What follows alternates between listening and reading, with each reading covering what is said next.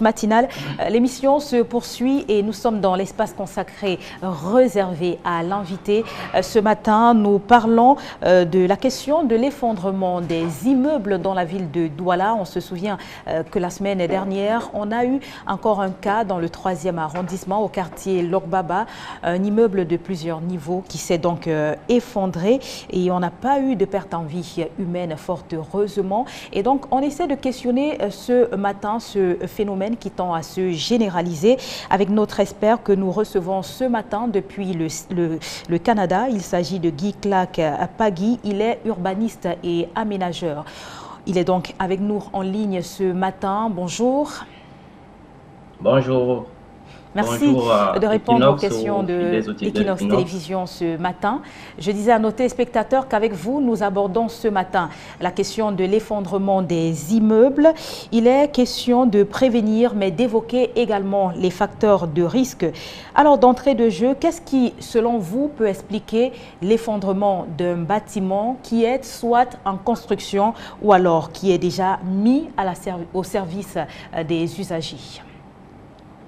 Je vous remercie pour cet honneur aussi, pour l'occasion que j'ai pour pouvoir contribuer de manière significative aux problématiques qui touchent, n'est-ce pas, le développement urbain au Cameroun et particulièrement pour nos principales métropoles, Douala et Yaoundé.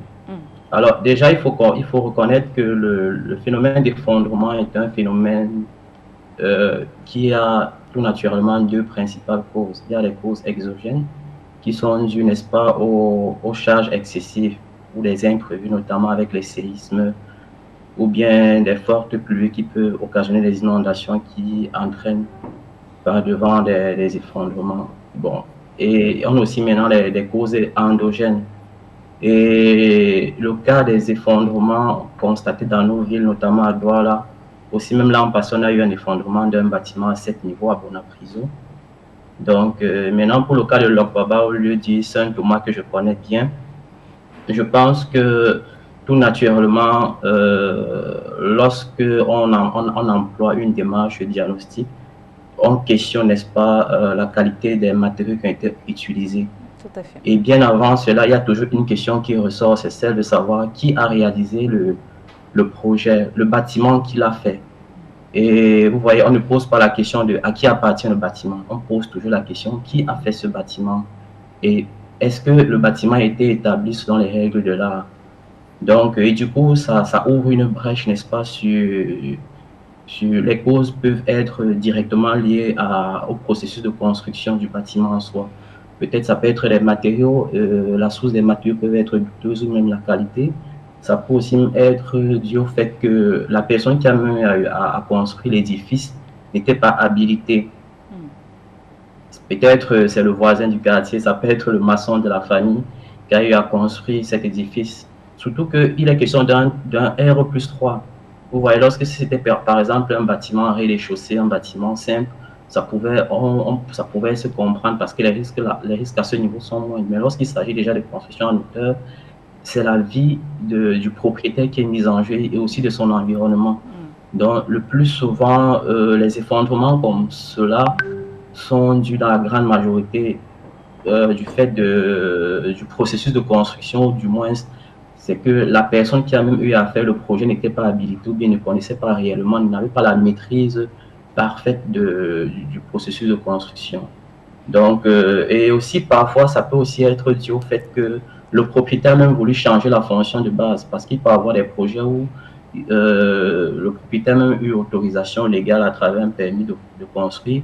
Mais dans le processus, il décide de changer, par exemple, le 2e, le 3e niveau pour peut-être les réaffecter à d'autres utilisations, sans toutefois rappeler, n'est-ce pas, peut-être l'architecte ou bien l'ingénieur avec lequel il avait travaillé. Et du coup, en faisant le projet par soi-même, il heurte ainsi toute la structure et même tous les calculs qui avaient été établis en amont.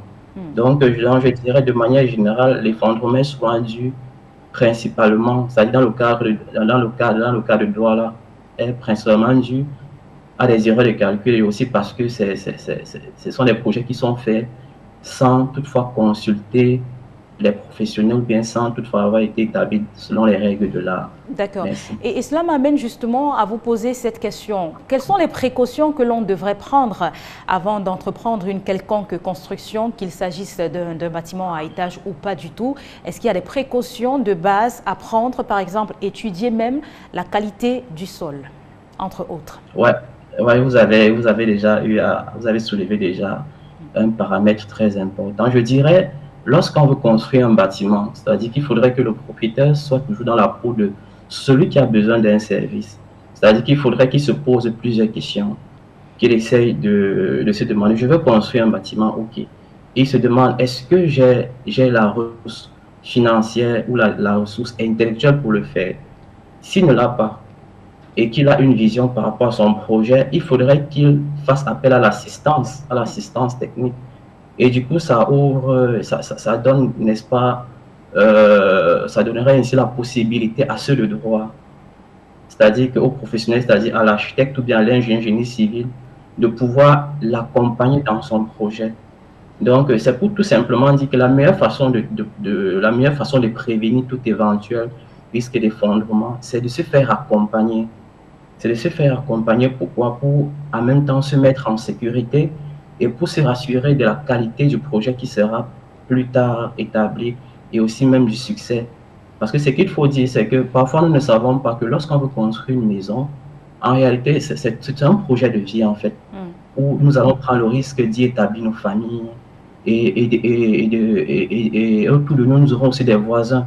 Donc, du coup, ça fait à ce que nous sommes protégés et nous protégeons aussi toutes les personnes qui sont tout autour de nous. Donc, la principale précaution serait de se faire accompagner par les professionnels. Donc, et je dirais que et ce sont les professionnels qui maîtrisent le plus souvent la réglementation, parce que la réglementation, c'est le souffle de vie de toute profession. Vous voyez un peu, tous les corps de métier sont réglementés et ce sont eux qui maîtrisent la technique, la démarche et tout ce qu'il faut faire. Et ça fait à ce que plus tard, s'il y a par exemple, si il y a un imprévu qui survient, comme par exemple les risques de fissure ou bien un éventuel délabrement ou bien un éventuel effondrement, ce n'est pas au propriétaire que l'État accusera ou bien l'État viendra poser des questions concernant le bâtiment. On va directement, on va pas venir, on va demander à qui, on va pas venir demander à qui appartient le bâtiment, on va demander qui a réalisé ce projet. Ça veut dire que le propriétaire, lorsqu'il fait appel à l'assistance technique, il se couvre en fait, il se protège. Et maintenant, celui qui le protège, c'est le professionnel qui le protège. C'est le professionnel qui devient son répondant devant la justice. Donc, c'est la raison pour laquelle, lorsque les choses sont bien faites, en réalité, s'il y a un retour, s'il y a par exemple un effondrement, on peut aller jusqu'à ce que le professionnel qui a eu à faire la construction refasse encore la construction. Vous voyez un peu, donc celui qui va vers le professionnel pour établir son projet se protège et se protège même de l'avenir. C'est vrai qu'il va dire que ça prend des coûts, mais dépenser par exemple 10% de ce qu'on avait prévu en termes de budget pour faire un projet, en termes d'études et de suivi, ça ne vaut pas, ça ne vaut rien sur une vie épargnée, ça ne vaut rien sur la protection qu'on offre aussi même à tous ceux qui sont tout autour de nous. Donc, je dirais que de manière générale, la précaution, c'est ça. Parce que c'est le professionnel maintenant qui va conduire le projet, c'est lui qui va établir les plans, c'est lui qui va faire tout le nécessaire, notamment les études géotechniques, c'est lui qui va venir dire au propriétaire, n'est-ce pas, que vous avez voulu ceci, voilà ce que moi je vous propose par rapport aux conditions du sol, par rapport aux conditions du quartier, par rapport à la réglementation. Vous voulez construire un bâtiment de 7 niveaux, mais la réglementation dit non, vous pouvez juste faire 4 niveaux. Parce que. Donc, c'est tous ces paramètres-là qu'il faut prendre en compte.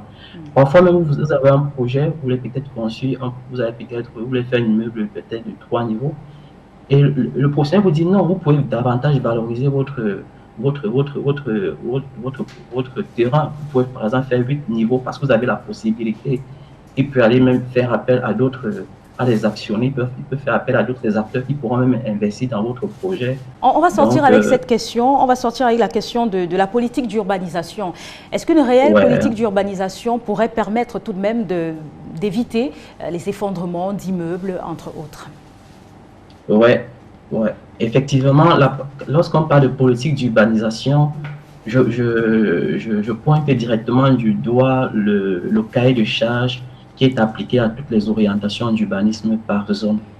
Ça voudrait dire que dans toutes les zones, par exemple à Lok Baba, il y a des orientations qui ont été définies sur comment construire Lok Baba, sur ce qu'il faut faire en termes de processus et même des hauteurs. Donc du coup, ça renvoie toujours à la personne du professionnel parce que c'est le professionnel qui maîtrise mieux et qui peut mieux orienter celui qui a pour projet de construire dans le quartier Lok Baba par exemple. C'est pour dire quoi? C'est pour dire qu'il y a toute une réglementation qui est établie et qui est d'actualité et dont le plus souvent la population ne connaît pas. Et du coup, une personne qui prend le devant pour faire sa maison sans toutefois consulter la réglementation va forcément être heurté à la difficulté.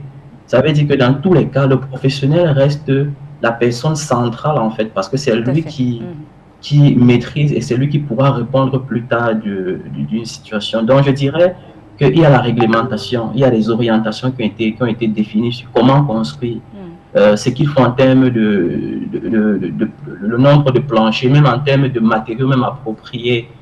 Donc, c'est tous ces éléments-là, tout ça existe en fait. Et je dirais que, par exemple, si vous observez dans la ville de Douala de manière générale, vous verrez que par quartier, par secteur, il y a des zones où vous ne pouvez pas construire, par exemple, un 8 niveaux ou un 10 niveaux. Il y a des zones où vous pouvez construire au-delà de ça. Il y a des zones où vous ne pouvez pas construire un R+3. Donc, c'est pour dire qu'il y a toute une réglementation qui va derrière. Et tout ça permet, n'est-ce pas, d'encadrer et de prévenir tout effondrement dû aux causes endogènes, comme je le disais, parce que les causes exogènes, on ne peut pas. Parce que parfois, ce sont les inattendus. Ça peut être le séisme, ça peut être une inondation, et surtout que de plus en plus, on ne parle des changements climatiques. Donc, la meilleure façon de prévenir, c'est-à-dire que la meilleure façon de prévenir, c'est de se faire assister, c'est de se faire accompagner. C'est de ne pas prendre le devant et faire des projets en occultant ou bien en excluant ceux qui ont la responsabilité de pouvoir faire cela. D'accord. Donc, ouais. Merci Guy Clark Pagui d'avoir répondu à nos questions ce matin. C'est moi qui vous remercie infiniment. Je rappelle que vous êtes urbaniste et que vous interveniez ce matin en direct du Canada.